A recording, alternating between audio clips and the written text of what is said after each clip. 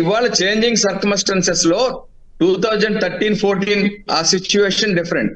ఇవాళ after 10 years Purushottam Reddy గారికి తెలియదు ఏం లేదు. రాజకీయాలన్నీ చాలా డైనమిక్ గా ఎవ్రీ మినిట్ మారుతా ఉంటాయి. ఇప్పుడున్న రాష్ట్రంలో ఉన్న సోషియో పొలిటికల్ కండిషన్స్ చూసుకుంటే ఇక్కడ ఖచ్చితంగా ఒకటే, ఇక్కడ విన్ విన్ సిచ్యువేషన్ కావాలి. విన్ విన్ సిచ్యువేషన్ వచ్చేటప్పుడు ఏంటంటే పవన్ కళ్యాణ్ గారి ఆలోచనతో మా నాయకులు చంద్రబాబు నాయుడు గారు ఏకీపించారు. ఏంటి, ఖచ్చితంగా అపోజిషన్ ఓటు స్ప్లిట్ కాకూడదు అని. దాంట్లో ఇవాళ ఏమైంది, శ్రీనివాస్ గారు ఏదైతే చెప్పారో బీజేపీ కూడా ప్రోయాక్టివ్ గా ఇవాళ భారతదేశంలోనే బీజేపీ చాలా రంగాల్లో ఇవాళ చాలా ప్రోగ్రెస్ చూపిస్తా ఉంది. వీటన్నిటిలో ప్రజల్లో కూడా even common people welfare schemes లో కూడా చాలా వరకు ఖచ్చితంగా శ్రీనివాస్ గారు ఏం చెప్పారో ఇవాళ కేంద్రం ఇచ్చిన నిధులనే జగన్మోహన్ రెడ్డి గారు ఆయన సొంత పేర్లతో ప్రజలకు ఇచ్చుకుంటున్నారు. అది కూడా అందరికీ తెలుసు, ప్రజలకు తెలుసు. అంచేత జనసేన గాని టీడీపీ గాని బీజేపీ గాని కలవటంలో తప్పు లేదు. ఖచ్చితంగా ఒక మంచి, ఎందుకంటే ఇంకా ఇందా శ్రీనివాస్ గారు ఒక మాట అన్నారు, రేపు రాబోయేది కేంద్రంలో కూడా బీజేపీకి ఎన్డీఏ అని. ఖచ్చితంగా ఈ రాష్ట్రానికి చాలా అవసరం కేంద్రంతో సఖ్యంగా ఉండడం, కేంద్రం నుంచి నిధులు రావడం వస్తే గానీ ఈ రాష్ట్రం మళ్ళీ బాగుపడే పరిస్థితి లేదు.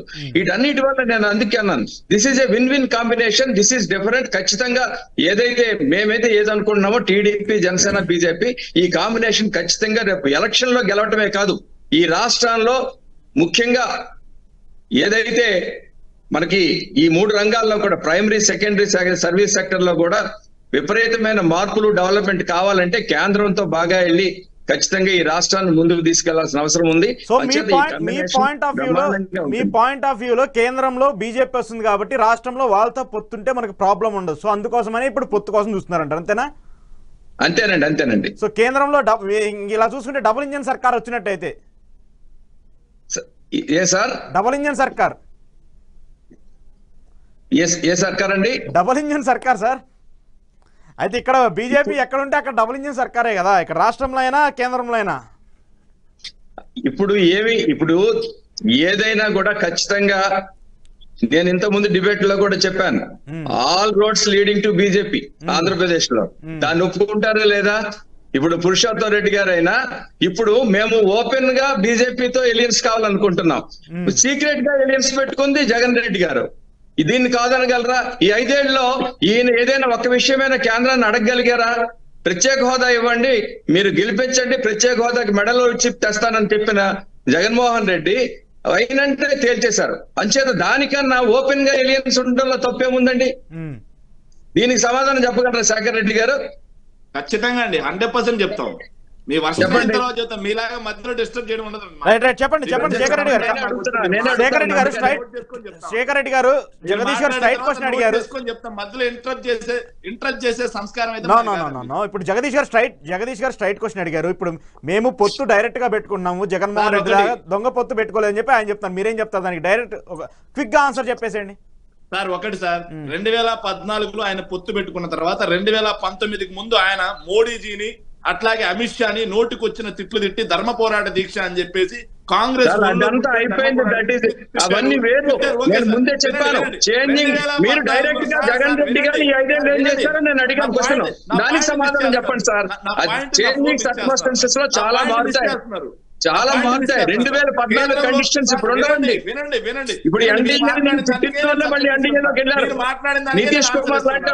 అది కాదు సార్, టైం లేదు నితీష్ కుమార్ లాంటి మళ్ళీ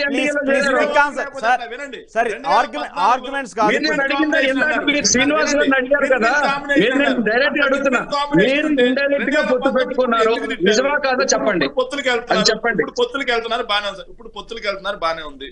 ఇప్పుడు పొత్తులకు వెళ్లే వాళ్ళు బీజేపీ పార్టీతో మేము పొత్తు పెట్టుకోవడం వల్ల 2014 నుంచి 19 వరకు ఇది సాధించగలిగాం రాష్ట్రానికి. ఒకవేళ మీరు మళ్ళీ బీజేపీతో పొత్తు పెట్టుకుంటే 2024లో ఒకవేళ మేము గెలిస్తే కేంద్రం నుంచి రాష్ట్రానికి ఇవి తీసుకొస్తాం అని చెప్పే అవన్నీ ప్రజలకు చెప్తాం మేము ఖచ్చితంగా. నిన్న ప్రైమ్ మినిస్టర్ గారు ఇనాగరేట్ చేసిన ఐఏఎం 2 కూడా ఆ రోజు తెచ్చినవే. సార్ వినండి సార్, ప్రత్యేక హోదా అనే అంశం మీద మీరు మాట్లాడుతున్నారు. ఎస్, జగన్మోహన్ రెడ్డి గారు ఎక్కడ కూడా ప్రజలను మోసం చేసే విధంగా మీలాగా 4-5 సంవత్సరాలు తాస్కారం మీరు మాటలతో దాటించేస్తే కుదరదు.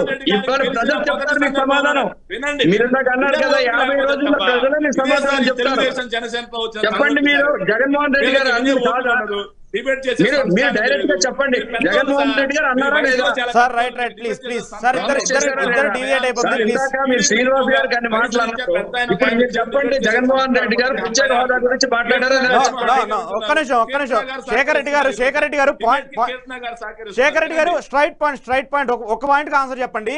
టీడీపీ, జనసేన, బీజేపీ వాళ్ళు కూటమిలోకి వస్తే ప్రత్యేక హోదా వాళ్ళు అప్పుడు జరిగిందా జరగలేదా అని పక్కన పెడితే, మీరు ఏదైతే జగన్మోహన్ రెడ్డి గారు 2019 ఎన్నికల్లో 25 ఎంపీ స్థానాలు ఇవ్వండి అని నేను ప్రత్యేక హోదా తీసుకొస్తానని నిజం కదా?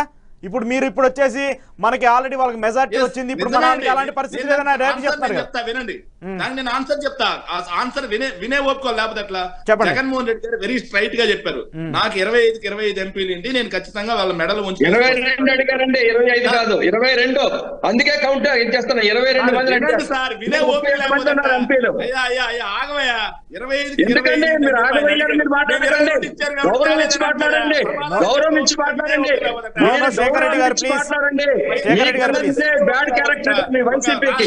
మీరు పట్టుకోలేరు, వాస్తవాలు మాట్లాడారు, మీరు పట్టుకోలేరు.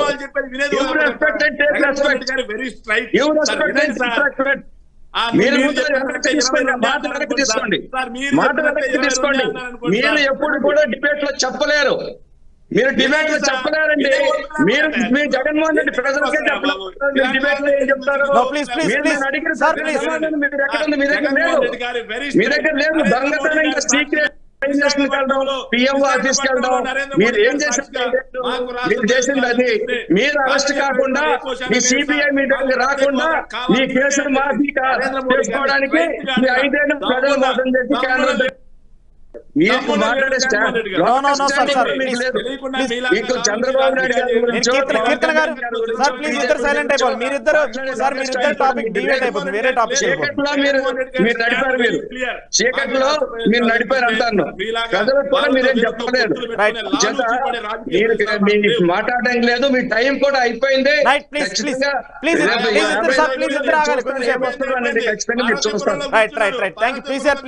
చూస్తారు.